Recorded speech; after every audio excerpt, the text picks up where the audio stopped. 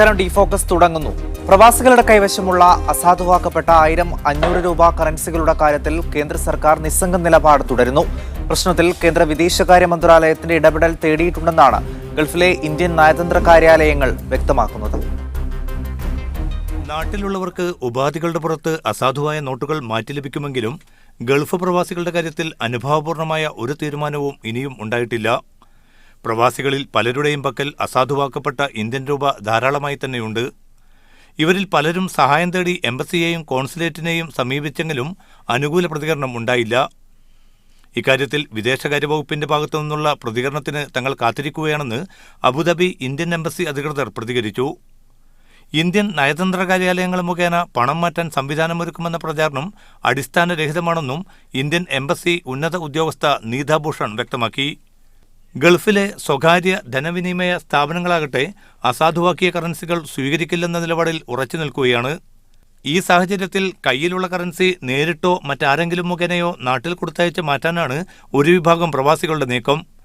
December 30 വരെ നാട്ടിലെ ബാങ്കുകളിലും post ഓഫീസുകളിലും തുടർന്ന് അടുത്ത മാർച്ച് 31 വരെ റിസർവ് ബാങ്കിന്റെ കൗണ്ടറുകൾ മുഖേനയും പണം മാറ്റിയെടുക്കാൻ സാധിക്കും. 1,00,000 ലക്ഷം രൂപയിൽ കൂടുതൽ യാത്രയിൽ കരുതാനാകില്ലെന്ന പ്രയാസവും പ്രവാസികൾ നേരിടുന്നുണ്ട്. Media one, Dubai. 500,000 രൂപ നോട്ട് നിരോധത്തിൽ പ്രവാസികൾക്കുണ്ടായ പ്രതിസന്ധി കൂടി പരിശോധിക്കുകയാണ് മീഡിയ വൺ. ഇന്ന് ഈ ചർച്ചയിൽ ധനകാര്യ ലേഖകൻ ഭാസ്കരാജ്, മാധ്യമപ്രവർത്തകൻ VM സതീഷും ദുബായിൽ നിന്ന് ടെലിഫോൺ ലൈനിലുണ്ടാകും. ഒപ്പം ഗ്ലോബൽ പ്രവാസി കോപ്പറേറ്റീവ് സൊസൈറ്റിയുടെ കൊളക്കാടൻ ഗുലാം ന്യൂസ് ഫ്ലോറിൽ നിന്ന് തത്സമയം ഈ ചർച്ചയിൽ പങ്കെടുക്കും. ആദ്യം ശ്രീ ഭാസ്കർ രാജ്, ആദ്യം ശ്രീ VM സതീഷ്. പ്രവാസികളെ സംബന്ധിച്ചിടത്തോളം ഇവിടെയുള്ള ജനങ്ങളെ സംബന്ധിച്ചിടത്തോളം വലിയ പ്രതിസന്ധിയാണ് ഉണ്ടാക്കിയിട്ടുള്ളത്. കഴിഞ്ഞ ഇത് പ്രഖ്യാപനം വന്ന അന്നു മുതൽ ഇവിടെയുള്ള ക്യൂകളും ഇവിടെയുള്ള ജനങ്ങളുടെ പ്രതിഷേധവും ഒക്കെ നമ്മൾ കാണുന്നുണ്ട്. പ്രവാസികളെ ഏത് രീതിയിലാണ് ഇപ്പോൾ ഉണ്ടായിട്ടുള്ള ഈ ഒരു തീരുമാനം ബാധിച്ചിട്ടുള്ളത്?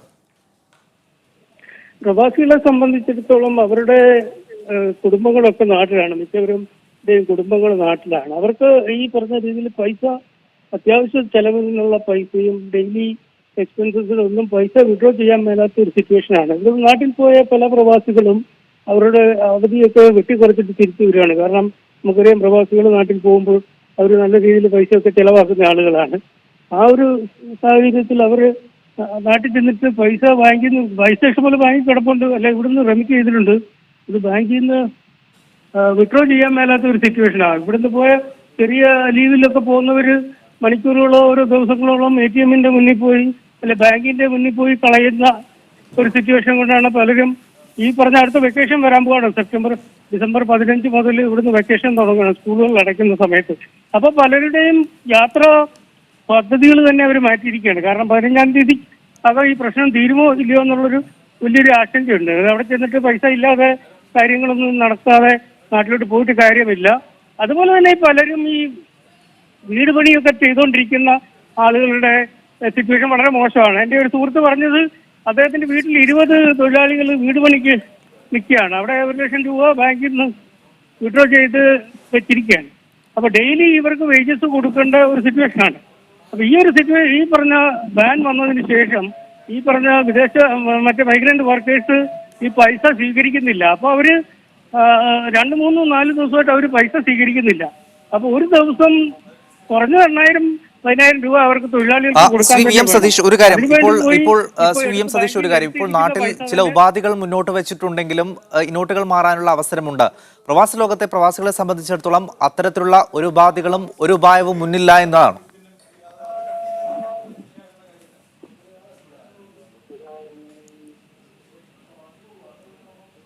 ശ്രീ VM സതീഷ്, താങ്കൾ കേൾക്കാമെങ്കിൽ. ഹലോ, താങ്കൾ കേൾക്കാമെങ്കിൽ. ഇപ്പോൾ നാട്ടിൽ ചില ഉപാധികൾ വെച്ചിട്ട് ഈ പഴയ നോട്ടുകൾ മാറാനുള്ള ചില വഴികളുണ്ട്. അതാണ് ഇപ്പോൾ ജനങ്ങൾ ചെയ്യുന്നതും. പ്രവാസ ലോകത്തെ സംബന്ധിച്ചിടത്തോളം അത്തരത്തിലുള്ള ഒരു നടപടിയും നമ്മുടെ അധികൃതരുടെ ഭാഗത്ത് നിന്ന് ഉണ്ടായിട്ടില്ല എന്നാണ്. ഇന്നിപ്പോ ഒരു മണി എക്സ്ചേഞ്ചിൽ ഞാൻ ചെന്നപ്പോൾ അദ്ദേഹത്തോട് സംസാരിച്ചപ്പോൾ പറഞ്ഞ് ഇതിനു മുമ്പേ അയച്ചിട്ടുള്ള പൈസകളൊക്കെ നാട്ടിൽ പോയിട്ട് ഡിസ്ബേഴ്സ് ചെയ്യാതെ കിടക്കുകയാണ്. പ്രവാസികൾ, നമുക്കറിയാം കേരളത്തിന്റെ എക്കോണമിയുടെ പ്രധാനപ്പെട്ട എന്ന് പറഞ്ഞാൽ വിദേശത്തു നിന്നുള്ള ഈ പറഞ്ഞ റെമിറ്റൻസ് ആണ്. അവിടുന്ന് അയച്ച പൈസകൾ മണി എക്സ്ചേഞ്ചിൽ പോയിട്ട് കുടുങ്ങിക്കിടക്കുകയാണ്. അവിടുന്ന് അവർക്ക് ഈ പുതിയ നോട്ടുകൾ കിട്ടിയിട്ടില്ല. അതുപോലെ തന്നെ പഴയ നോട്ടുകൾ ഡിസ്ട്രിബ്യൂട്ട് ചെയ്യാനുള്ളൊരു സിറ്റുവേഷൻ ഇല്ല. അങ്ങനെ പല ഫാമിലികളുടെയും ബഡ്ജറ്റ് തന്നെ ഇപ്പൊ അവതാളത്തിലായിരിക്കുകയാണ്. ഇവിടുന്ന് അയച്ച പൈസ ഡിസ്പേഴ്സ് ചെയ്തിട്ടില്ല. അതുപോലെ തന്നെ പലരും ഇവിടെ ഇന്ത്യൻ രൂപ കയ്യിൽ വെച്ചുകൊണ്ട് നടക്കുന്ന ആളുകളൊക്കെ ഉണ്ട്. അവരൊക്കെ ആകെ ആശങ്കയിലാണ്. ഇവിടെ 5 ബില്യൺ രൂപയുടെ കറൻസി ഹോൾഡിംഗ് ഇവിടെ ഉണ്ടെന്നാണ് ഒരു എസ്റ്റിമേറ്റ്.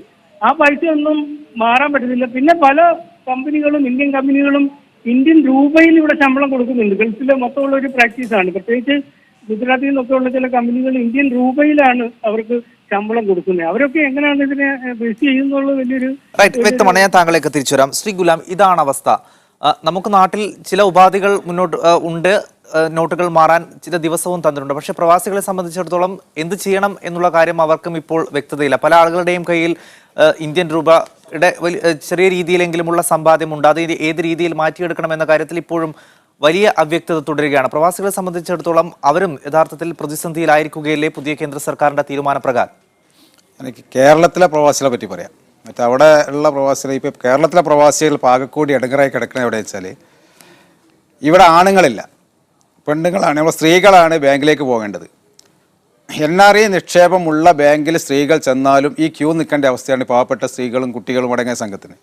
രാവിലെ 2-3 കുട്ടികളുണ്ടെങ്കിൽ അവരെ നഴ്സറിയിലും സ്കൂളുകളിലും കോളേജിലും പറഞ്ഞയച്ചതിന് ശേഷം പോക്കറ്റിൽ 1000-500 ബാക്കി ഉണ്ടെങ്കിൽ അതുമായിട്ട് സ്ത്രീകൾ പോവുകയാണ് ബാങ്കിലേക്ക്. അവിടെ പോയിട്ട് ക്യൂ നിന്നിട്ട് കഷ്ടപ്പെട്ട് വൈകുന്നേരം കുട്ടികൾ തിരിച്ചു വരുമ്പോഴേക്കും ഇവർ എത്താൻ സാധിക്കില്ല. 2000 രൂപ ഇവരെ കയ്യിൽ കിട്ടിക്കഴിഞ്ഞാൽ അത് അന്നത്തെ മീൻ വാങ്ങി അല്ലെങ്കിൽ അന്നൊരു അരിസാധനം മാവേലിയിലോ എവിടെയെങ്കിലും പോയി വാങ്ങി തിരിച്ച് അവിടെ ചില്ലറ കിട്ടാനില്ല.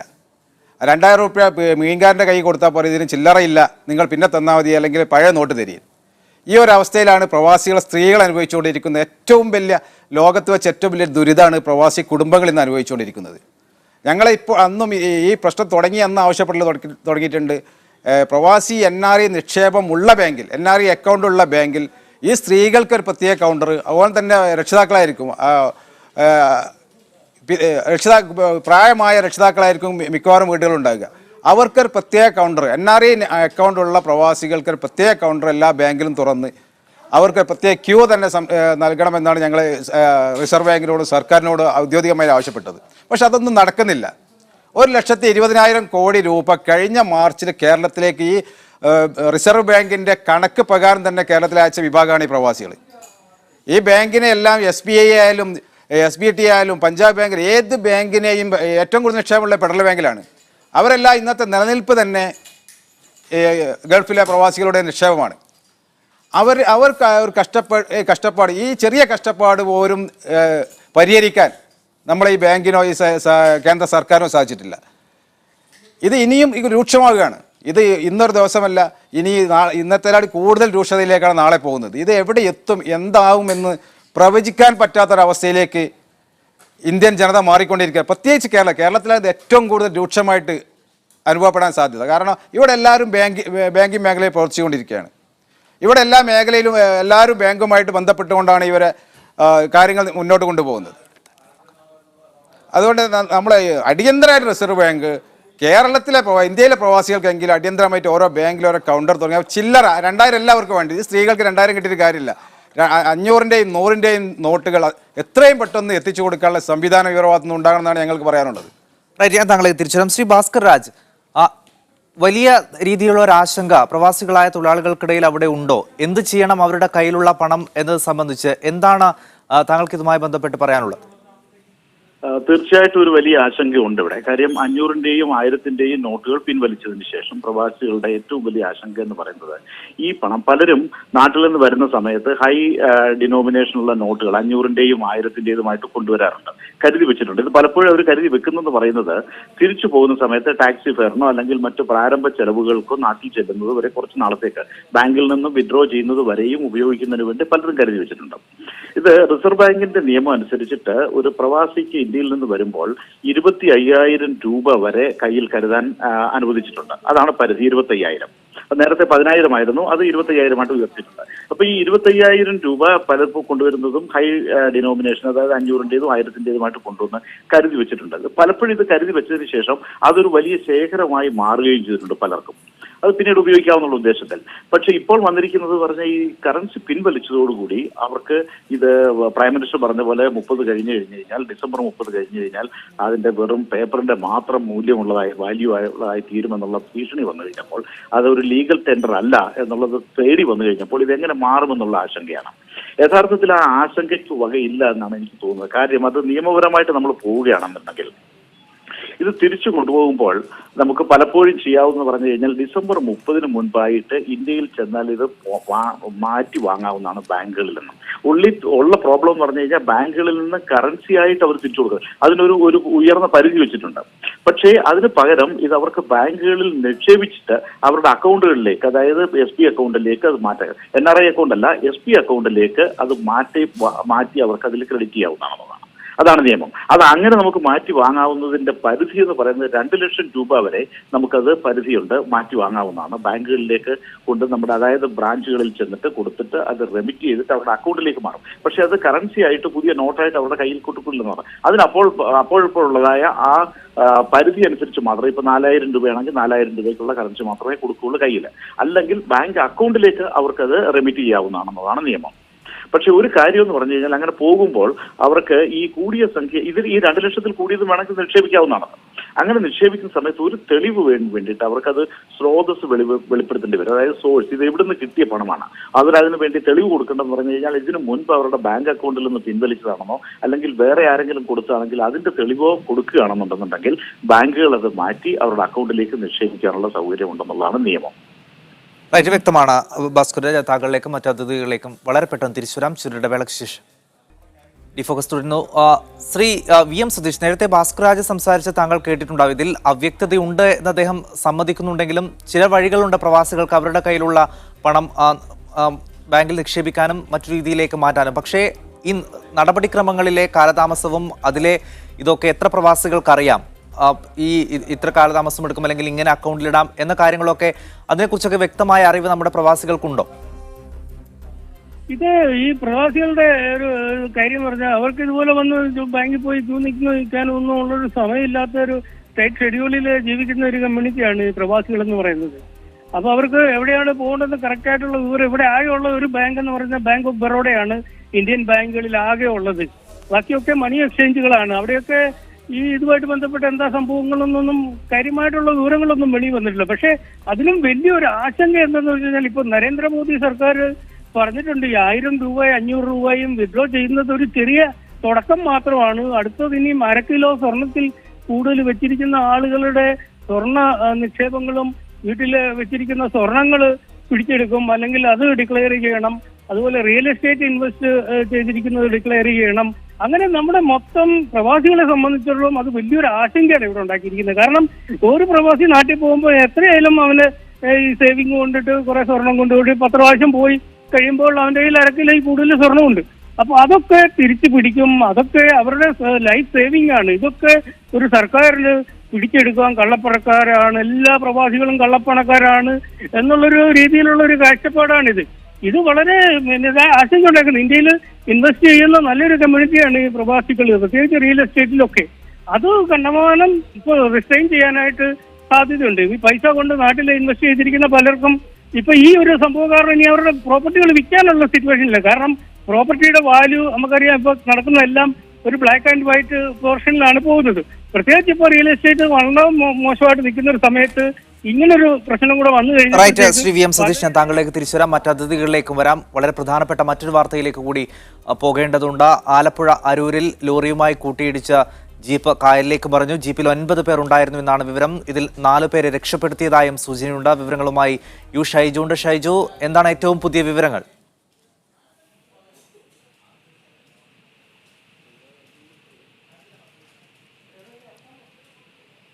ഷൈജു, എന്തൊക്കെയാണ് അപകടത്തിന്റെ ഏറ്റവും പുതിയ വിവരങ്ങൾ?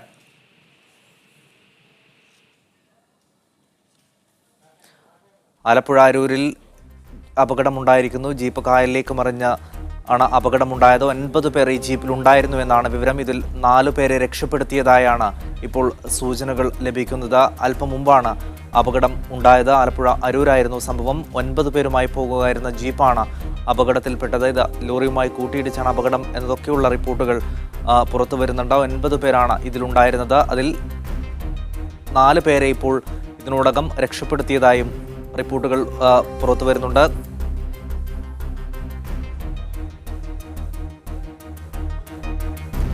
ആലപ്പുഴ അരൂരിലാണ് ലോറിയുമായി കൂട്ടിയിടിച്ച് ജീപ്പ് കായലിലേക്ക് മറിഞ്ഞത്. ഷൈജു അല്പസമയത്തിനകം തന്നെ ഇതുമായി ബന്ധപ്പെട്ട കൂടുതൽ വിവരങ്ങൾ വരും. ചർച്ചയിലേക്ക് പോവുകയാണ്. ശ്രീ കൊളക്കാടൻ ഗുലാം, നമ്മൾ നേരത്തെ പറഞ്ഞു വന്നത്, ഇപ്പോൾ VM സതീഷ് അടക്കം പറഞ്ഞത്, പ്രവാസികളെ സംബന്ധിച്ചിടത്തോളം വലിയ ആശങ്കയുണ്ട്. ഇപ്പോൾ ഈ ഒരു തീരുമാനം വന്നതിന് ശേഷം അവർക്ക് മുന്നിലുള്ള, അവിടെയുള്ള ജോലി ചെയ്യുന്ന ആളുകൾക്ക് മുന്നിലുള്ള ഒരു പോംവഴി എന്ന് പറയുന്നത് നാട്ടിലേക്ക് വരുന്ന ആളുകളുടെ കയ്യിൽ 25,000 രൂപ വരെ കൊടുത്തയച്ച് അത് ഇവിടെ നിന്ന് മാറ്റുക എന്നുള്ളതാണ്.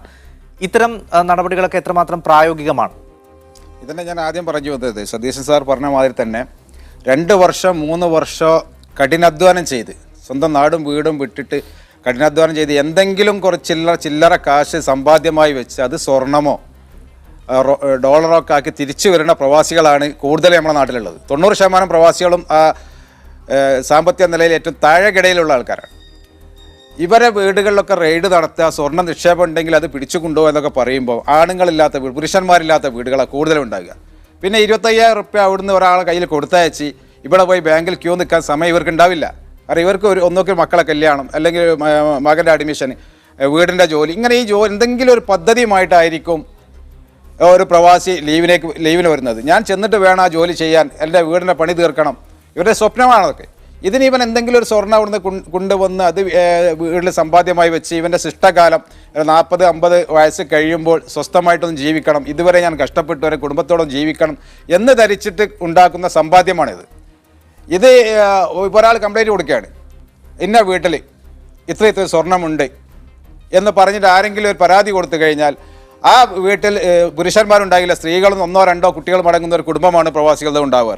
ആ വീട്ടിൽ ഇവരില്ലാത്ത സമയത്ത് റെയ്ഡൊക്കെ നടത്തുന്ന ഒരു അവസ്ഥയിലേക്ക് ഇന്ത്യ രാജ്യം വന്നാൽ എന്താ ഇതിൻ്റെ അവസ്ഥ എന്ന് പറയാൻ പറ്റില്ല. പഴയ ബ്രിട്ടീഷുകാരെ ആ രീതിയുടെ അപ്പുറം നമ്മളെ ഉദ്യോഗസ്ഥ സമൂഹത്തിന് മനസ്സാക്ഷി വരാവുന്ന ഘട്ടത്തിലേക്കാണ് നമ്മുടെ സമൂഹം പോയിക്കൊണ്ടിരിക്കുന്നത്. അത് ഏറ്റവും കൂടുതൽ കഷ്ടപ്പെടുന്നത് ഈ രാജ്യത്തിനും വേണ്ടി രാജ്യത്തിനൊരു മുതൽ മുടക്കുമില്ലാതെ, രാജ്യത്തിനൊരു സാമ്പത്തിക ബാധ്യതയും വരുത്താതെ, പ്രവാസിയുടെ കുട്ടികളെ പ്രൈവറ്റ് സ്കൂളിൽ പഠിപ്പിക്കുന്നത്, പ്രവാസിയുടെ ചികിത്സ പ്രൈവറ്റ് ഹോസ്പിറ്റലിൽ പോകുന്നത്, എല്ലാ മേഖലയിലും ഗവൺമെൻറ്റിനെ ആശ്രയിക്കാതെ സ്വന്തം കാലിൽ നിന്നുകൊണ്ട് ഈ രാജ്യത്തിനും വേണ്ടി കഷ്ടപ്പെട്ട് രാജ്യത്തെ സാമ്പത്തിക നിലയെ തീറ്റിപ്പോറ്റി ഇന്ത്യൻ്റെ സാമ്പത്തിക നില പിടിച്ചു നിർത്തിയ, ലോകം മുഴുവനും സാമ്പത്തിക പ്രതിസന്ധി നേരിട്ടപ്പോഴും ഇന്ത്യയിൽ പ്രവാസി സമ്പാദ്യം കൊണ്ടാണ് ഈ സാമ്പത്തിക നില മെച്ചപ്പെട്ടതും സാമ്പത്തികമായി നമ്മൾ പിടിച്ചു നിൽക്കാൻ സാധിച്ചതും. ഈ വർഗത്തെ, ഈ സമൂഹത്തെ, ഇതൊരു വർഗമാണ്, ഇതൊരു കൂട്ടായ്മയാണ്, ഇതിന് രാഷ്ട്രമില്ല, ജാതിയില്ല, മതമില്ല. ഇവർക്ക് വേണ്ടത് ആശ്വാസവും സമാധാനവും സ്നേഹവുമാണ്. ഞാൻ കഷ്ടപ്പെട്ട രാജ്യം എന്നെ സ്നേഹിക്കുന്നു, ഞാൻ കഷ്ടപ്പെട്ട രാജ്യത്ത് എനിക്ക് സമ്പാദിക്കാൻ അവർ അനുവാദം നൽകുന്നു. ഈ ഒരു ചിന്ത ഇവരെ മനസ്സിലുണ്ടാക്കി എടുക്കാൻ നമ്മളെ ബഹുമാനപ്പെട്ട കേന്ദ്ര സർക്കാരും കേരള സർക്കാരും തുനിയേണ്ട കാലം അതിക്രമിച്ചു എന്നാണ് എനിക്ക് പറയാനുള്ളത്. റൈറ്റ്, വ്യക്തമാണ്. ശ്രീ ഭാസ്കർ രാജ്, ഈ നടപടിക്രമങ്ങൾ കുറച്ചുകൂടി ലഘൂകരിച്ചാൽ, പ്രത്യേകിച്ച് ഇന്ത്യൻ ബാങ്കുകളുടെ ഗൾഫിലെ ശാഖകൾക്ക് ഈ നോട്ട് സ്വീകരിക്കാൻ ഇതുവരെ നിർദ്ദേശമൊന്നും ലഭിച്ചിട്ടില്ല എന്നാണ് അവർ പറയുന്നത്. അത്തരം ബാങ്കുകൾ ഉപയോഗിച്ചുകൊണ്ടുകൂടി കുറെ കൂടി ഈ നടപടിക്രമങ്ങൾ ലഘൂകരിച്ചാൽ അത് ഈ പ്രവാസികളെ സംബന്ധിച്ചിടത്തോളം വലിയൊരു ആശ്വാസമാകില്ലേ? അത് യഥാർത്ഥത്തിൽ ഈ ബാങ്കുകളുടെ, ഇപ്പം ശ്രീ സതീഷ് പറഞ്ഞ പോലെ UAE സംബന്ധിച്ചിടത്തോളം UAE ലൈസൻസ് ഉള്ള ഒരേ ഒരു ഇന്ത്യൻ ബാങ്ക് എന്ന് പറയുന്നത് ബാങ്ക് ഓഫ് ബറോഡയാണ്. അവർക്ക് യഥാർത്ഥത്തിൽ ഇന്ത്യൻ കറൻസിയിൽ ഡീൽ ചെയ്യാനുള്ള ലൈസൻസ് കൊടുത്തിട്ടില്ല. ഇവിടുത്തെ ലോക്കൽ കറൻസിയിലാണ്, ദീർഘത്തിലും അല്ലെന്നുണ്ടെങ്കിൽ മറ്റ് DIFC മുതലായ സ്ഥാപനങ്ങളിലാണെന്നുണ്ടെങ്കിൽ പിന്നെ ഡോളറിലുമാണ് അതുള്ളത്. അപ്പൊ നിയമപരമായിട്ട് അവർക്ക് രൂപയിൽ പിന്നെ ട്രാൻസാക്ഷൻ പറ്റുന്നില്ല. ഇപ്പൊ യഥാർത്ഥത്തിൽ ഇന്നിവിടെ ഒരു പ്രസ് കോൺഫറൻസ് ഉണ്ടായിരുന്നു, അതിൽ ഞങ്ങൾ അതിനെപ്പറ്റി അന്വേഷിക്കുകയും കൂടെ ചെയ്തിരുന്നു. അവരുടെ നിയമം അവരെ അനുവദിക്കാത്തത് കൊണ്ട് അവർക്കത് ചെയ്യാൻ നിവൃത്തിയില്ലെന്നതാണ്. അതിന് പകരമായിട്ടാണ് ഇപ്പോൾ ഈ ഒരു സജഷൻ പറഞ്ഞേക്കുന്നത്. നേരത്തെ തന്നെ ഉള്ളതാണ്, നമുക്ക് കറൻസി കയ്യിലൂടെ കരുതിയിട്ടുള്ളവർക്ക് 25,000 രൂപ വരെ കറൻസി കരുതിയിട്ടുള്ളവർക്ക് അതിന്റെ പരിധി എന്ന് പറഞ്ഞാൽ 2 ലക്ഷമാണ്. അത് ഇന്ത്യയിൽ കൊണ്ടുചെന്നതിന് ശേഷം ഈ പറഞ്ഞ സമയത്തിനുള്ളിൽ ഡിസംബർ 30-ന് മുമ്പ് ഇന്ത്യയിൽ എത്തിയതിനു ശേഷം ബാങ്കുകളിൽ നിക്ഷേപിച്ച് കറൻസി ആയിട്ട് മാറ്റി വാങ്ങാതെ അവരുടെ നിക്ഷേപങ്ങളിലേക്ക് അത് പോകാനായിട്ടുള്ള ഒരു സൗകര്യമുണ്ട്. അത് നമ്മൾ ഉപയോഗിക്കണം എന്നുള്ളതാണ്. രണ്ടാമത് പറഞ്ഞു കഴിഞ്ഞാൽ അതിനുശേഷം 30 കഴിഞ്ഞതിന് ശേഷമാണെന്നുണ്ടെങ്കിൽ മാർച്ച് 31 വരെയും റിസർവ് ബാങ്കിന്റെ സ്പെഷ്യൽ കൗണ്ടറുകളിൽ പോയിട്ട് അത് മാറ്റി വാങ്ങാവുന്നതാണ്. അപ്പൊ യഥാർത്ഥത്തിൽ അവിടെ ഒരു ക്ലാരിറ്റിയുടെ പ്രശ്നം വരുന്നില്ല എന്നുള്ളതാണ്. പിന്നെ മറ്റൊന്ന്, ഇവിടുത്തെ പിന്നെ എക്സ്ചേഞ്ചുകളുണ്ട്. ഈ കറൻസി എക്സ്ചേഞ്ചുകൾക്ക് നിയമപരമായിട്ട് അവർക്ക് ഇന്ത്യൻ രൂപ സ്വീകരിക്കാനായിട്ടോ അല്ലെങ്കിൽ മാറ്റി കൊടുക്കുവാനായിട്ടോ അവർക്കുള്ള അധികാരമില്ല. പക്ഷേ അവരിപ്പോഴും നമ്മൾ നോക്കുകയാണെന്നുണ്ടെങ്കിൽ ഇവിടെ നമുക്ക് കാണാവുന്നതാണ്, അതിനകത്ത് ബൈ ആൻഡ് സെൽ എന്ന് പറഞ്ഞ് റേറ്റ് ഇടാറുണ്ടായിരുന്നു, അവർ കറൻസി വാങ്ങാറുണ്ടായിരുന്നു, അതുപോലെ പകരം വേറെ ഏതെങ്കിലും കറൻസി കൊടുക്കുകയും ചെയ്യുന്നുണ്ട്, ഫുൾ ഫ്ലോട്ട് പോലെ ചെയ്യുന്നുണ്ടായിരുന്നു. പക്ഷേ അത് അവർക്ക് നിയമപരമായിട്ട് അവരെ അനുവദിച്ചിട്ടില്ലാത്തതുകൊണ്ട് പാടില്ല. അപ്പോൾ യഥാർത്ഥത്തിൽ ഈ പ്രശ്നത്തിന് ശേഷം അവര് അത് നിർത്തലാക്കുകയാണ് ചെയ്തിട്ടുള്ളത്. ഒരു എക്സ്ചേഞ്ചും ആ പണം അങ്ങനെ സ്വീകരിക്കുന്നില്ല എന്നുള്ളതാണ്. അതാണ് മറ്റൊന്ന് എനിക്ക് തോന്നുന്നത്, നമ്മളിപ്പോൾ ഈ പറഞ്ഞ സംസാരത്തിന്റെ ഇടയിൽ കുറച്ചുകൂടെ യാഥാർത്ഥ്യ ബോധത്തോടു കൂടി വേണം നമ്മൾ ഈ പ്രവാസികളുടെ ഇഷ്യൂ സമീപിക്കാൻ എന്നുള്ളത്. അപ്പോൾ പ്രവാസികളുടെ യഥാർത്ഥത്തിൽ പ്രശ്നം എന്ന് പറയുന്നത് ഈ ഗവൺമെന്റിന്റെ ഇപ്പോഴുള്ള ഈ പുതിയ നിയമം കൊണ്ടുവന്ന കറൻസി പിൻവലിച്ചതും അതുപോലെ തന്നെ കള്ളപ്പണവും അതുപോലെ തന്നെ നമ്മൾക്ക് ഫേക്ക് കറൻസിയും താങ്കൾ ആലപ്പുഴയിലെ അപകട വാർത്തയിലേക്ക് ഒരിക്കൽ കൂടി പോകേണ്ടതുണ്ട്. ലോറിയുമായി കൂട്ടിയിടിച്ച് ജീപ്പ് കായലിലേക്ക് മറിഞ്ഞു എന്നുള്ളതാണ് വാർത്ത. ഞങ്ങളുടെ പ്രതി ഷൈജു ഉണ്ട്. ഷൈജു, എന്താണ് ഏറ്റവും പുതിയ വിവരങ്ങൾ? ആലപ്പുഴ അരൂരിൽ ദേശീയപാതയ്ക്ക് സമീപമാണ് ഇത് സംഭവിച്ചിരിക്കുന്നത്. ലോറിക്ക് പിന്നിൽ ഇടിച്ച വാഹനമാണ് പുഴയിലേക്ക് മറിഞ്ഞിരിക്കുന്നത്. ജീപ്പാണ് എന്നാണ് പറയുന്നത്, കാറാണെന്നും നാട്ടുകാർ പറയുന്നുണ്ട്. ഏതാണ് വാഹനം എന്നത് വളരെ കൃത്യമായി തിരിച്ചറിയാൻ കഴിഞ്ഞിട്ടില്ല. ഏതാണ്ട് 9 ആളുകൾ വാഹനത്തിൽ ഉണ്ടായിരുന്നുവെന്നും ഇതിൽ 4 ആളുകൾ നീന്തി കയറിയതോ രക്ഷപ്പെടുത്തപ്പെട്ടോ എന്നതാണ്. 5 ആൾക്ക് വേണ്ടിയുള്ള അവർക്ക് എന്ത് സംഭവിച്ചു എന്നതിനെ കുറിച്ചാണ് ഇപ്പോൾ അന്വേഷിച്ചുകൊണ്ടിരിക്കുന്നത്. ഇതാണ് ഇപ്പോൾ അവിടെ നിന്ന് പറയാൻ കഴിയുന്നത്. ഏതായാലും റോഡിന്റെ സമീപത്തുണ്ടായിരുന്ന കൈവരി വാഹനം ഇടിച്ച് തെറിപ്പിച്ചുകൊണ്ടാണ് വെള്ളത്തിലേക്ക് വാഹനം തെറിച്ചു വീണത്. 9 പേരിൽ 4 പേർ രക്ഷപ്പെട്ടു എന്ന സൂചനയാണ് നമുക്ക് ലഭിക്കുന്നത്. ബാക്കിയുള്ളവർക്ക് വേണ്ടിയിട്ടുള്ള മറ്റ് നടപടിക്രമങ്ങളാണ്. പോലീസിനും ബന്ധപ്പെടുമ്പോൾ നമുക്ക് അറിയാൻ കഴിയുന്നത് രക്ഷാപ്രവർത്തനത്തിനും മറ്റു പ്രവർത്തനങ്ങൾക്കും വേണ്ടിയിട്ടുള്ള അടിയന്തര മാർഗങ്ങൾ സ്വീകരിക്കുന്നു എന്ന വിവരമാണ് നമുക്ക് പോലീസിൽ നിന്ന് ലഭിക്കുന്നത്. ഏതായാലും ഏതെങ്കിലും തരത്തിലുള്ള അപകടം, മരണം പോലെയുള്ള സംഗതികൾ ഇപ്പോഴും റിപ്പോർട്ട് ചെയ്തു എന്ന് നമുക്ക് പറയാൻ കഴിയുന്നില്ല. ഷൈജു, എവിടെയുള്ള ആളുകളാണ് ഈ അപകടത്തിൽ പെട്ടത് എന്നുള്ളത് സംബന്ധിച്ച് എന്തെങ്കിലും സൂചനയുണ്ടോ? അത്തരം സൂചനകളും നമുക്ക് ലഭിക്കുന്നതേ ഉള്ളൂ. കൃത്യമായ വിവരങ്ങൾ യഥാർത്ഥത്തിൽ പല പറയുന്നുവെങ്കിലും എല്ലാം ഒരു സ്ഥലത്ത് നിന്ന് വന്ന ആളുകളാവാനാണ് സാധ്യത എന്നതാണ് ഇപ്പോൾ പോലീസ് പറയുന്നത്. അതായത് പോലീസ് അടക്കമുള്ള സംവിധാനങ്ങൾ ഇപ്പോൾ സംഭവ സ്ഥലത്തേക്ക് എത്തുന്നേ ഉള്ളൂ എന്നാണ് നമുക്കിപ്പോൾ ആയുഷ് ഷൈജു ആണ് വിവരങ്ങൾ നൽകിയത്. രക്ഷാപ്രവർത്തനം പുരോഗമിക്കുകയാണ്. അരൂരിലാണ് ജീപ്പ് കായലിലേക്ക് മറിഞ്ഞ് അപകടമുണ്ടായത്. തിരിച്ചുവരാം ചിലയിടവേളയ്ക്ക് ശേഷം. Right, Defocus studio. Shri Bhaskaraj, നമുക്ക് ഈ ചർച്ച അവസാനിപ്പിക്കാം. എന്തായാലും ഓരോ ദിവസവും കഴിയുന്നതോടുകൂടി പ്രതിസന്ധി കൂടുതൽ രൂക്ഷമാവുകയാണ്. പ്രവാസികളെ സംബന്ധിച്ചിടത്തോളം എന്താണ് അവർ ഏറ്റവും കൂടുതൽ ഇനി ശ്രദ്ധിക്കേണ്ടത്? അല്ല, ഒരു ക്ലാരിറ്റിയും കൂടെ ആവശ്യമുണ്ടെന്ന് എനിക്ക് തോന്നുന്നു. നമ്മൾ പറഞ്ഞത് കുറച്ചുകൂടെ യാഥാർത്ഥ്യബോധം കൂടി. ഇപ്പൊ ഈ പറഞ്ഞതെന്ന് പറഞ്ഞു കഴിഞ്ഞാൽ യഥാർത്ഥത്തിൽ കേരളത്തിൽ അല്ലെങ്കിൽ ഇന്ത്യയിൽ ഇപ്പോൾ ഉണ്ടായിട്ടുള്ള ഈ പ്രശ്നങ്ങളെന്ന് പറയുന്നത് ഗവൺമെന്റ് എന്തായിരുന്നു ലക്ഷ്യമിടുന്നത്? കള്ളപ്പണവും അതുപോലെ തന്നെ കള്ളനോട്ടും നിർത്തലാക്കുക, ഇല്ലാതാക്കുക എന്നുള്ളതാണ്. അപ്പൊ അതോടൊപ്പം തന്നെ മറ്റൊന്ന് കാര്യം ലക്ഷ്യമിടുന്ന പറഞ്ഞാൽ ഓൾട്ടർനേറ്റീവ് പേയ്മെന്റ് സിസ്റ്റം, അതായത് ഓൺലൈൻ ആണെങ്കിലും പ്ലാസ്റ്റിക് മണി ആണെങ്കിലും കൂടുതലായിട്ട് ഉപയോഗിക്കപ്പെടുക എന്ന ലക്ഷ്യത്തോടെ സ്വാഭാവികമായിട്ടും പ്രവാസികൾ അനുഭവിക്കുന്ന ഒരു പ്രശ്നം നാട്ടിൽ എത്തിക്കഴിയുമ്പോൾ അവർക്ക് ആർക്കെങ്കിലും പിന്നെ കൂലി കൊടുക്കുന്നതിന് വേണ്ടിയിട്ടോ അല്ലെങ്കിൽ വീട്ടിലെ ജോലിക്കാർക്കോ മറ്റ് സാധനങ്ങൾ വാങ്ങുന്നതിനോ വേണ്ടിയിട്ടുള്ള കറൻസി ലഭ്യത ഇല്ലായ്മയാണ് ഇപ്പോഴത്തെ പ്രശ്നം എന്ന് പറയുന്നത്. ആ ഒരു പ്രശ്നം നമ്മൾ മാറ്റിവെക്കുകയാണെന്നുണ്ടെങ്കിൽ, അത് മാറ്റിവെക്കാവുന്ന പ്രശ്നമല്ല, വളരെ രൂക്ഷമാണ് ആ പ്രശ്നം. അപ്പൊ അത് മാത്രമാണ് പ്രവാസികളെ സംബന്ധിച്ചിടത്തോളം ഇപ്പോഴുള്ള ഒരു പ്രശ്നമായിട്ട് എനിക്ക് തോന്നുന്നത്. പക്ഷെ അതിനാണ് ഒരു മാർഗമുള്ളതെന്ന് പറഞ്ഞു കഴിഞ്ഞാൽ അവർക്ക് അവരുടെ അക്കൗണ്ടിലേക്ക് പണം മാറിയതിനു ശേഷം ഓൾട്ടർനേറ്റീവ് പേയ്മെന്റ് സിസ്റ്റം ഉപയോഗിക്കുകയാണെന്നുണ്ടെന്നുണ്ടെങ്കിൽ ആ പ്രശ്നം കുറച്ച് പരിഹരിക്കപ്പെടും. പക്ഷേ ഈ ക്യാഷിന്റെ ഒരു ഷോർട്ടേജ്, ക്യാഷ് അതായത് അതിന്റെ പരിധി ഉള്ളത് ഒരു വലിയ പ്രശ്നം തന്നെയാണ്. വളരെ രൂക്ഷമാണ് ആ പ്രശ്നം എന്നുള്ളത്. റൈറ്റ്, വ്യക്തമാണ്. വളരെ നന്ദി ശ്രീ ഭാസ്കരാജ്, VM സതീഷ്, ശ്രീ ഗുലാം ഈ ചർച്ചയിൽ പങ്കെടുത്തതിന്. എന്തായാലും പ്രവാസികളും ആശങ്കയിൽ തന്നെയാണ്. കൃത്യമായ നടപടിക്രമങ്ങളെക്കുറിച്ചുള്ള അറിവില്ലാത്തതും പ്രവാസികൾക്ക് ഇക്കാര്യത്തിൽ തോന്നുന്നുണ്ട്. അധികൃതരുടെ ഭാഗത്ത് നിന്ന് കൂടുതൽ ശ്രദ്ധയുണ്ടാകണമെന്ന് തന്നെയാണ് ചർച്ചയിൽ പങ്കെടുത്ത എല്ലാവരും പറഞ്ഞത്. വളരെയധികം നന്ദി അതിഥികൾക്ക്. ഇതോടെ ഡിഫോക്കസ് സമാപിക്കുകയാണ്. ഇടവേളയ്ക്ക് ശേഷം ഷോമോളുമായി സൈഫിന് സച്ചിൻ.